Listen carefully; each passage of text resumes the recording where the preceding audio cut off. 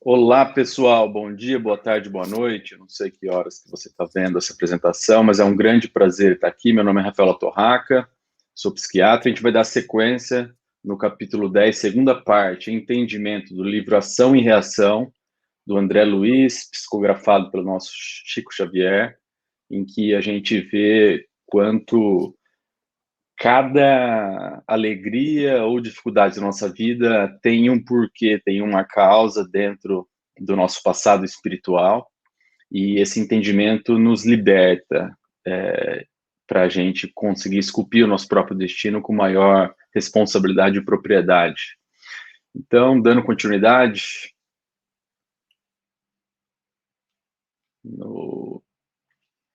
na sequência aqui, Leonel, né, que é um dos irmãos, Leonel e Clarindo, que foram assassinados nessa última encarnação pelo Antônio Olimpo, irmão deles, que, apegado ao dinheiro, não queria dividir a herança e afagou os dois irmãos, né? Então, Leonel e Clarindo estão desencarnados. E na descrição de André Luiz, ele disse, né, na apresentação anterior, que o Clarindo ele é mais primitivo, assim, mais rural, apegado à terra. O sonho dele era ter uma propriedade agrícola, uma fazenda produtiva, né? Mas Leonel ele descreve como uma inteligência refinada, que infundia cauteloso respeito. E Silas estimulando eles a abrirem o coração sobre qual é a vontade deles, os sonhos deles, de desenvolvimento, de doação, né, de crescimento pessoal. O Leonel diz que ele sempre foi inclinado para a música, né? Então ele sempre acreditou até a sua morte, até ele ter sido assassinado, que deveria se entregar ao desenvolvimento musical e principalmente pelas obras de Beethoven, né? Beethoven é aquele músico famoso, né, que a nona sinfonia de Beethoven, né, a mais bonita perante seus críticos, ele desenvolveu mesmo depois de ter perdido a audição, tamanho era a capacidade técnica dele nesse sentido, né? E ele não queria ser somente bacharel em música, ter só o título pelo título, né, mas ele também queria, sonhava, né, em ser pianista, e isso iria trazer muita felicidade a ele. E aí ele já mudava o tom da voz, né, nessa descrição, o Leonel, e dizia que quando eles foram assassinados, né,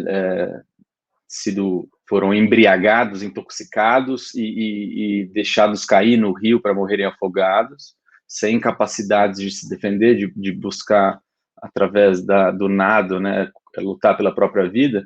Ele ficou tão preso no ódio do Antônio Olimpo, do irmão, que ele não conseguia pensar em mais nada e não conseguiu readquirir o equilíbrio mental, né?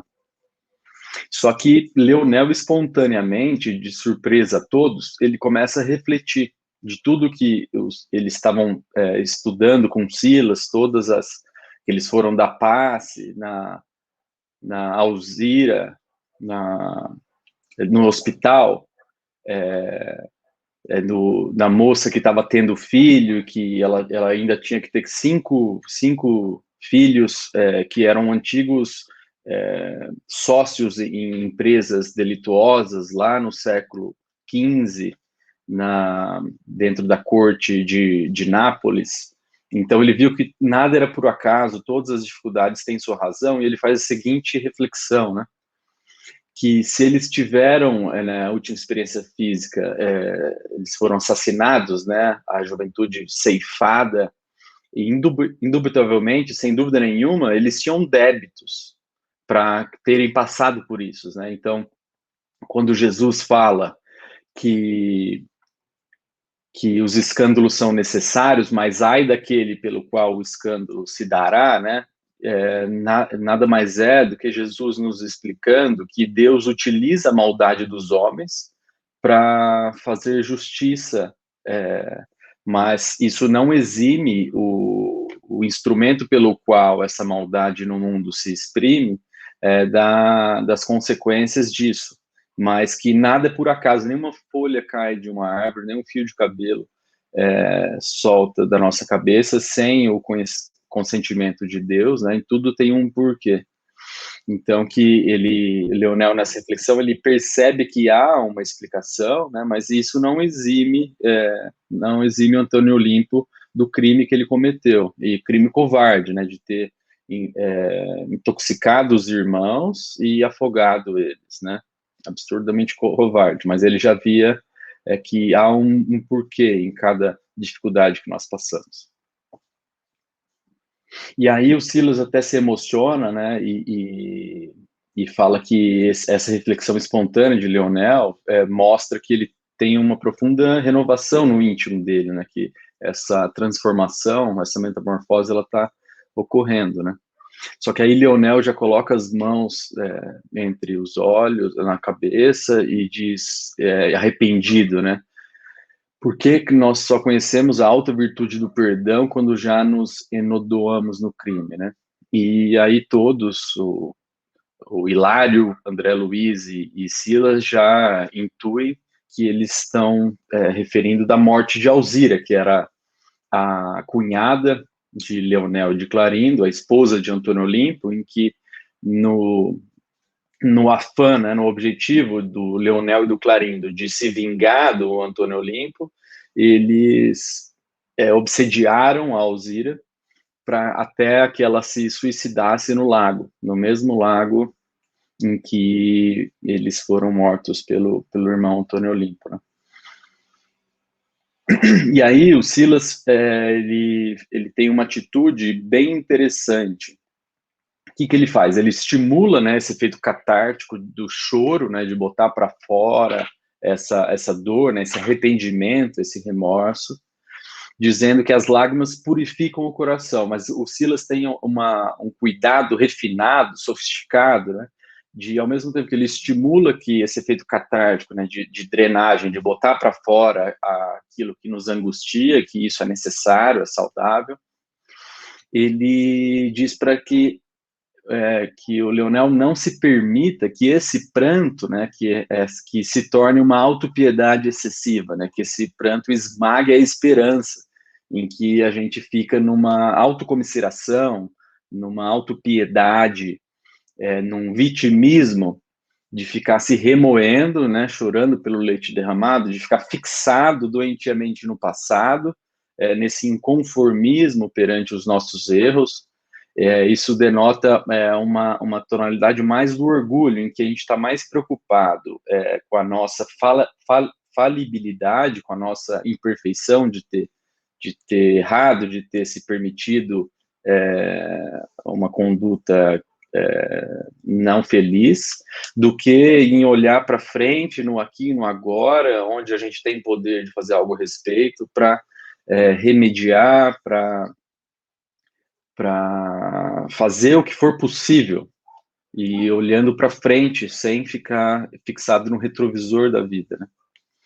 E ainda ele, num tom de humildade, o Silas diz, quem de nós já sem culpa, né? E Silas já tinha aberto o coração para eles da última experiência que ele praticamente torturou, né, o pai, tramou toda aquela traição perante a sua obsessão e fixação de querer herança só para ele, né, todo aquele teatro que o Silas fez, né? Então, quem de nós já sem culpa? E se nós, com os dias, né, através dos tempos, nós nos coagulamos a treva em nós, a gente pode converter essa treva em sublimada luz, através dos mesmos recursos, que são os dias, que são aqui e o agora, o tempo, né? Mas para que a gente consiga converter as trevas em luz, é necessário que nós perseveremos com coragem e humildade no amor e no sacrifício, levantando-nos em direção ao futuro, para a gente reconstruir-nos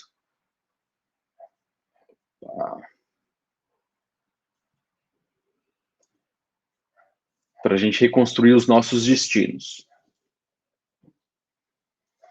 Então, o Silas dá continuidade, dizendo que na noite seguinte, ele está programando um entendimento entre Alzira e o Leonel e o Clarim, que seriam acolhidos por ela na próxima encarnação. Esse que seria o planejamento dessa reharmonização entre essa família, né? E que depois da noite seguinte, em que haverá esse encontro entre Alzira, Leonel e Clarindo, que serão seus futuros filhos, ambos serão internados na mansão, por, claro, o assentimento deles mesmos, né? Para que eles vão se preparar para o futuro, vão trabalhar incessantemente nessa reeducação, encontrando novos estímulos para essa recuperação, né? Então, na noite seguinte vai ser dado esse encontro belíssimo que a gente vai falar logo, e aí eles vão trabalhar na mansão incessantemente para se reeducarem para essa próxima encarnação, né? E aí Hilário pergunta a Silas, né? Quanto tempo que Clarindo e Leonel vão ficar internados na mansão para fazer essa preparação da próxima encarnação, né? E Silas diz 1/4 de século, então serão necessários 25 anos de trabalho semelhante ao que Silas emprega, auxiliando e se sacrificando em prol de todos os trabalhos reencarnatórios vinculados à mansão, quanto dos espíritos sofredores no umbral, que a mansão resgata, né, para que essas novas tendências se fixem dentro deles mesmos como sucos de tendências, né? Então, esses 25 anos vão ser necessários para reconstruir as ideias no campo do bem de maneira forte o suficiente para plasmar nas mentes de Leonel e de Clarindo, para que esses planos sejam efetivados na próxima encarnação. Então, eles vão criando, assim, preciosas sementeiras de simpatia que vão facilitar as lutas futuras nessa próxima encarnação. E com isso eles vão amealhar, né? Eles vão criar, fundir dentro deles mesmos valores morais incorruptíveis para reeducar essas tendências que vão predispor à vitória nas provações da próxima vida. E Hilário pergunta, né, mas e Antônio Olimpo? Quanto tempo que ele vai passar na mansão antes da próxima encarnação, né? Visto que ele é o grande veículo da justiça divina, só que mais enredado ao mal, né? Que de uma maneira covarde e premonitória intoxicou os irmãos na época da divisão da herança do pai para ficar com o dinheiro da fazenda só para ele. E Silas diz, depois de breve reconciliação com os irmãos, com Leonel e Clarindo, Antônio Olimpo vai renascer em breve tempo, em apenas 2 a 3 anos. E isso por quê? Porque foi ele quem começou nessa criminosa trama, e por isso que ele vai ter menos facilidades, né? Ele vai ter menos tempo de se preparar interiormente, né? Para que de algum modo ele tem algum nível de paz interna, né? Então ele vai ser o menos agraciado perante esses recursos, porque ele é o mais culpado, com menos atenuantes dentro, mais agravantes dentro desse enredo. Então Silas já faz como se fosse uma profecia, né? Mas nada mais é do que simplesmente já, por experiência própria, visto que ele está 40 anos já trabalhando na mansão, no período da erraticidade, né, que é o período entre uma encarnação e outra, Silas já prevê como que vai ser, né, que Antônio Olimpo vai reencarnar, ele vai renascer ainda com um espírito na intimidade, sombreado de angústia e de arrependimento, nesse mesmo berço da família que ele prejudicou. E ele vai oscilar, né? Ele vai ter um horizonte mental muito, muito restrito, né? Então ele vai ser uma criança e um adolescente, um adulto mais angustiado, né? E instintivamente ele vai ter essa sede, essa ânsia, né? De algo a se fazer, que é devolver aos irmãos espoliados, que ele assassinou na última existência, o dinheiro e as terras que ele furtou. Então ele vai ser pai dos irmãos que ele matou, né? Ele vai ser pai das vítimas de homicídio dele mesmo. Não encontrei isso. E frente a isso, ele vai viver essa angústia que ele não vai ter nome para isso, não vai ter diagnóstico dentro da terminologia médica para entender da onde vem essa angústia, essa sensação de que falta algo, esse vazio dentro dele, né? E ele só vai dispor da cultura e do aprimoramento que ele já tem dentro dele mesmo. E não vai ter esse tempo aí de um quarto de século, de 25 anos, como os irmãos Clarindo e Leonel vão ter, por faltas de atenuantes dentro da sua última encarnação.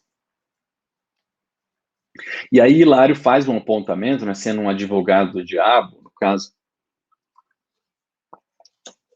mas no intuito de refletir, de entender, né? Porque Clarindo e Leonel também mataram, não diretamente, mas eles obsediaram a Alzira, né? Que foi esposa do Antônio Olimpo, até que ela, muito desequilibrada, acabou se afogando no lago, né? Mas se eles explicam que eles vão também ser responsabilizados, eles já estão sendo responsabilizados por isso dentro do arrependimento e do remorso que eles estão vivendo, essa dor íntima deles, né? Mas foi o Antônio Olimpo o que planejou o crime friamente, né? E o Leonel e o Clarindo, eles agiram no pesadelo do ódio, né? Traumatizados perante o assassinato covarde que eles sofreram, né? E que eles também padecem angústia e remorso, e o resgate dele também está acontecendo e vai acontecer, mas eles são credores do irmão e tem bastantes atenuantes nas histórias, né? E aí Hilário pergunta sobre a Alzira, e Silas explica que a Alzira já conseguiu entesourar bastante amor para ela ser capaz, né, ter esse poder de perdoar e de auxiliar.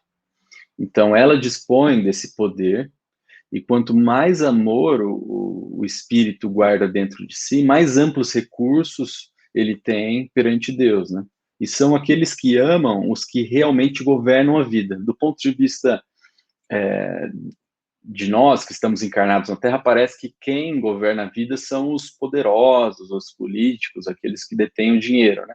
Mas são apenas instrumentos de Deus, de acordo com a fase evolutiva do planeta, né, e das nações, que são utilizados por Deus para que as coisas aconteçam, né? Mas quem governa realmente, faz tudo fluir para Deus, são as pessoas que amam. E isso só é nítido perante um ponto de vista que abarca a eternidade do espírito, e não de uma única encarnação. A gente tem uma visão aqui, como encarnados, muito restrita, né? Como se você fosse descrever um elefante, por exemplo, só tendo acesso à cauda do elefante, né? Dentro daquela figura, daquele meme, né? Tem 5 cegos querendo descrever a realidade e estão apalpando o elefante, cada um descreve de um jeito, achando que abarca o todo, né? Mas só quando você consegue olhar de uma distância maior e ter acesso a todas as informações, que você consegue ter uma visão do todo e não uma visão restrita da parte. E aí, Hilário, assim, no espírito de entendimento e de reflexão, ele pergunta assim, mas por que a Alzira sofreu essa desencarnação no lago? Se ela é tão evoluída assim, tem esse amor, essa capacidade de perdão, por que ela sofreu tanto, né? Ela ficou tão vulnerável perante a ação obsessiva dos cunhados Leonel e Clarindo, né? E aí Silas, de uma maneira bastante diretiva, ela diz que Alzira já conquistou a felicidade do perdão irrestrito, né? E que não vai ter utilidade, né? Silas e todas as outras obras de André Luiz mostram que os cooperadores espirituais, eles sempre equilibram, né, a curiosidade, o intuito educativo de trazer informações, sempre através de uma lente da finalidade disso, ou das consequências. Então, só é permitido, né, você ficar elocubrando, né, você ficar refletindo sobre as coisas, se aquilo vai trazer um benefício de amparo, porque o amor é aquilo que é o norteador, o valor maior. Então, todo o trabalho intelectual de compreender, ele só vai até o ponto em que isso vai trazer um benefício de cuidado, de amparo e de tratamento, né? Então, não vai ter, ele não diz que não convém imergir mais no pretérito de Alzira, porque isso não vai ter nenhum fruto útil. E aí depois, dando sequência, né, Silas, junto com Hilário, André Luiz, Clarindo e Leonel, eles voltam ao hospital, onde eles continuam o trabalho de amparo magnético através do passe, né, a Aldemira e o filhinho recém-nascido que eles, como a gente viu na parte anterior do capítulo 10, ele impediu que fosse feita a cesariana para que ela não tivesse dificuldade em dar a luz aos próximos 3 espíritos que ainda faz parte do plano reencarnatório dela. E depois eles vão para um vasto domicílio em que encontram o irmão Paulino, né, que é um amigo desencarnado de Silas, e Paulino, ele é pai, já desencarnado, das obras do filho, que é um engenheiro. E aí Silas pede para Paulino que ele influa no filho para tocar Beethoven. E aí o Paulino se abeira e parece sussurrar no ouvido do filho ainda encarnado, que é engenheiro, e o filho coloca Pastoral de Beethoven, né? E aí é uma descrição bem bonita que o recinto ele subitamente povoa-se de encantamento, alegria, sonoridade e beleza, e que todos eles, né, para a alegria de Leonel, que é aquele que gostava da música, que tinha sonhos de virar pianista na última encarnação, eles quase sentem a presença do bosque repleto de pássaros, e em minutos da música foram como uma abençoada oração, em que aqueles acordes como que lavaram a alma de todos eles, os folhos do ser, como descreve André Luiz. Então, o quanto que é importante a música e a oração, a meditação, quanto que isso é importante para a nossa alma, né? Então, a gente lava nossas mãos, a gente tem uma higiene bucal, escova os dentes várias vezes por dia, então é muito necessário, ou até mais necessário, que a gente faça esse trabalho de higiene, de cuidado com a nossa alma, através daquilo que a gente se permite consumir, né? As nossas músicas, as leituras, aquilo que a gente permite que passe na nossa tela mental, pelo menos que a gente alimenta a nossa tela mental, isso é muito importante para a nossa saúde mental. E agora, fazendo um parênteses, né, o que se doa no passe quando eles foram lá no hospital fazer o trabalho para a mãe e para o recém-nascido, o que se doa, e dentro essa lavagem dos refolhos do ser que a música propiciou. Então, tanto no Jorei, quanto no passe espírita, na intervenção espiritual, no reiki, imposição de mãos, que é um termo mais genérico e científico, né? O que se doa é o fluido vital do encarnado ou do espírito desencarnado, né? Também chamado de fluido magnético, né? Então, o Hahnemann e Kardec chamavam de fluido vital, o Mesmer de magnetismo animal, o Freud e Jung, a descrição mais próxima é a da libido, que é essa energia que nos move, né? A escola reichiana de psicologia, né, que vinculada às couraças do corpo, é a bioenergia.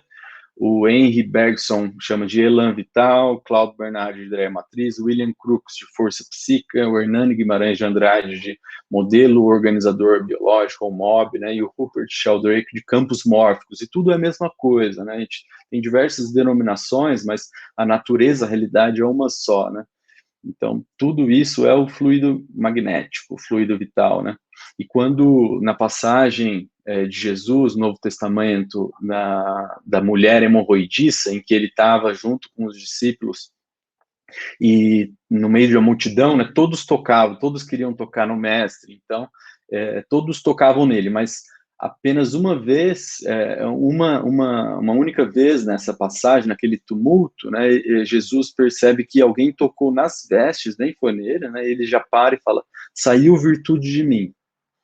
E vira para a mulher hemorroidiça e diz que, filha, tem bom ânimo, a sua fé te curou, né, então todas as pessoas tocavam no mestre no tumulto, mas não saía virtude dele. E por quê? Porque precisava dessa sintonia, dessa fé, para que houvesse esse equilíbrio, essa sintonização, como num cabo de energia, né? Se você colocar um cabo de borracha na tomada, não vai sair os elétrons, não vai sair energia, né? Então, precisa-se da parte daquele que sofre, essa sintonia, essa fé, para que haja a possibilidade dessa comunicação, né, dessa transmissão do fluido do mestre. Então, assim como Emmanuel, no livro Consolador, ele explica que, numa analogia como a transfusão de sangue é uma renovação de forças físicas, o passe também é uma transfusão, só que de energias psíquicas, com a diferença que no transfusão de sangue, os recursos orgânicos, eles são de um reservatório limitado, porque um adulto normal tem 5,5 litros de sangue, né? Então, você não pode tirar, senão a pessoa pode até morrer em excesso. Mas o passe, ele vem de um reservatório infinito, porque o fluido vital, o fluido magnético nosso, encarnados ou dos desencarnados, e principalmente do passe misto, que tem tanto dos espíritos mentores quanto do passe, do passista encarnado, né? Eles são transfusões que vêm retiradas do fluido cósmico universal, que é um fluido ilimitado. Então, o fluido cósmico universal, também chamado de hálito divino, plasma divino, hausto do Criador, o pensamento de Deus, é um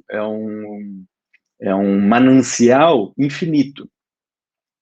E o fluido vital que cada um nós temos, né, é a parcela que nós conseguimos individualizar dessa fonte infinita do fluido universal. Então, na China, por exemplo, é chamado de Qi mental, né, e entre a medicina ayurvédica, né, dentro da escola do yoga, é o prana divino. Então, a gente assimila o fluido cósmico universal, transformando em fluido vital, através da respiração. E é uma respiração, principalmente é uma respiração consciente, que a gente pode exercitar através dos pranayamas, através de uma meditação com uma respiração ativa, que nós, através da vontade, nós acionamos o objetivo, a vontade de assimilar o fluido da vida de Deus, reharmonizando nossos centros de força, isso nos capacitando a ter maior poder de criação no aqui e no agora, perante os nossos sonhos e as vontades que Deus, das missões que Deus quer de nós, né?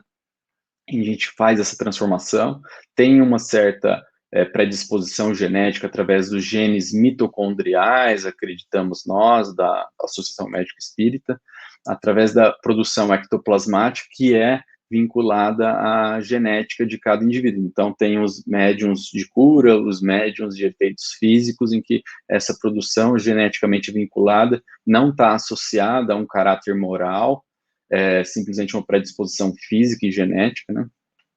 Pode ser usada para o bem ou para o mal. E porque a mediunidade, de qualquer forma, principalmente essa, ela tem um caráter biológico. Ela é assim como cada um dos nossos sentidos, para eles serem perfeitos, eles precisam de uma biologia, de uma genética saudável. Então, essa sensibilidade mediúnica, ela tem um gradiente maior ou menor de acordo com um aspecto físico orgânico. Então, o corpo vital, o duplo etérico, é a parte mais densa do nosso perispírito, é aquele que se desfaz, se degrada após o desencarne, e o equilíbrio dele é através do centro de força esplênico, em que a circulação dessas forças radiantes está relacionado com o sistema hematopoético de produção das nossas células de defesa e das células sanguíneas dentro da medula óssea, está relacionado à defesa e sustentação.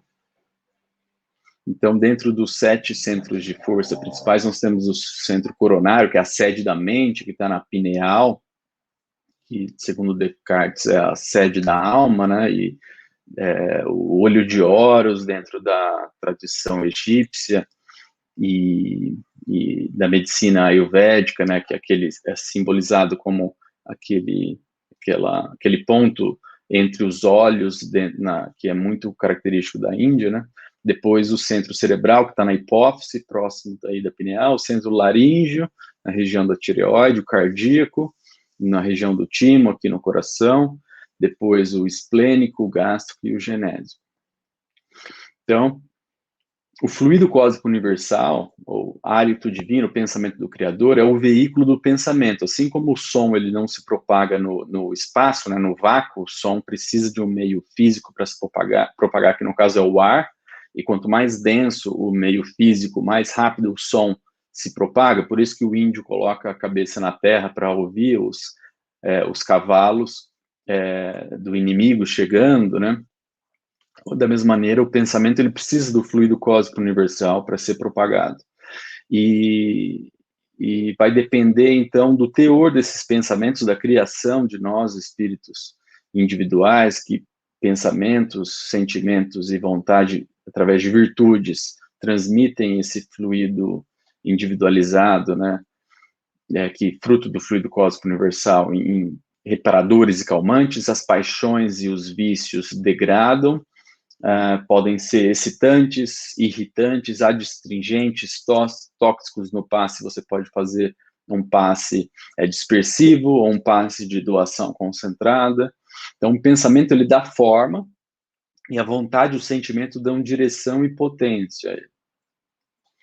E o Masaru Emoto, né, esse é um estudo que ficou bem conhecido, ele conseguiu fotografar com algumas técnicas microscópicas a arquitetura das moléculas da água de acordo com a vibração ambiente, né? Então, o som de música clássicas, da palavra amor, da Madre Teresa, e também coisas negativas, que isso faz uma arquitetura que perde essa beleza e fica com formas destrutivas, né? E só que isso ele permanece assim por curto período de tempo, não é uma coisa que fica para sempre, né? É curto esse período, mas mostra o quanto que a água, né? Ela no nossa dimensão tridimensional, aquilo que consegue materializar essas vibrações, né, de acordo com nossa intenção das palavras e dos sentimentos, da harmonia musical, de maneira bem didática. E aí, o irmão Clarindo, que é aquele que é mais primitivo, né, que é da terra, dos cuidados com animais e tudo mais, ele entra em copioso pranto, voltando aqui para a descrição de André Luiz, ao falar da morte da cunhada, né? E Silas, ele finge que não sabe de nada, né? E ouve por mais de 1 hora essa confissão do Clarindo, de uma maneira bastante fraterna, né? E caridosa, porque os irmãos precisavam botar aquilo para fora e sentir que eram acolhidos por eles, né? E aí depois que o Clarindo e o Leonel eles dão tem esse efeito catártico, né? Aí a Alzira chega, né? E com uma roupagem cintilante, ela estende de maneira muito nobre e bonita as mãos e oferta a eles o colo maternal resplandente de amor, né? E Leonel e Clarindo, como se tivessem sido feridos de morte, eles caem ajoelhados, genuflexos, esmagados de medo e de júbilo perante ela, né? Lembrando que eles assassinaram ela através da obsessão. E aí, Alzira, de uma maneira de extrema humildade, de amor, ela diz que é ela que deveria ajoelhar a eles e implora a elas o perdão. né? E diz que o crime do esposo, do Antônio Olimpo, ela assume como crime dela mesma, tamanha a envergadura moral, espiritual dela, né?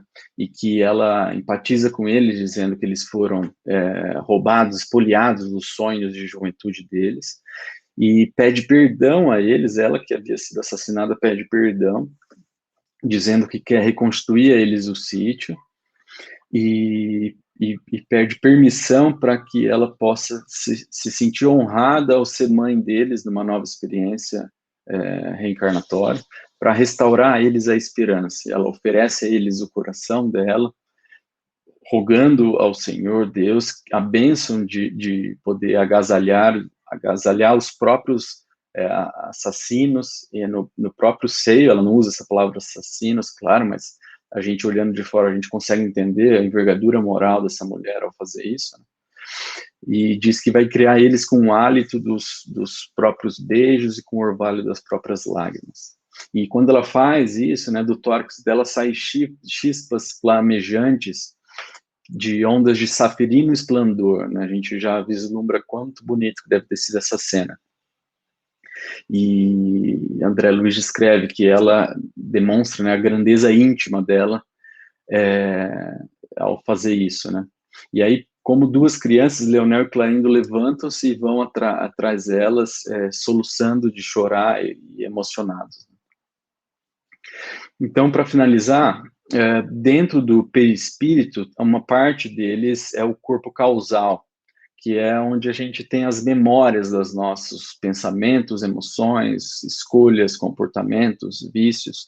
Fica tudo nessa conta do destino, né? E há uma túnica suja, que são as ações negativas, ou ela pode ser resplandente, né? Então, naquela passagem de Cristo que ele diz que para entrar no reino espiritual tem que ter a túnica específica, como se fosse um convite para entrar no casamento, né? A gente entende dentro da Associação Médico Espírita que é esse corpo causal, onde ficam gravados as nossas escolhas, as nossas experiências, né? E a gente pode iluminar eles a partir dessas ações construtivas de amor e de sacrifício. Então, os nossos genes, eles são uma cópia carbonada desse corpo causal, que são as nossas predisposições ao adoecimento e também as nossas virtudes e as nossas habilidades. E através das nossas escolhas que nós vamos transformando esse corpo causal, e é por isso que nós temos que vamos trabalhar. Um grande abraço a todos e até a próxima.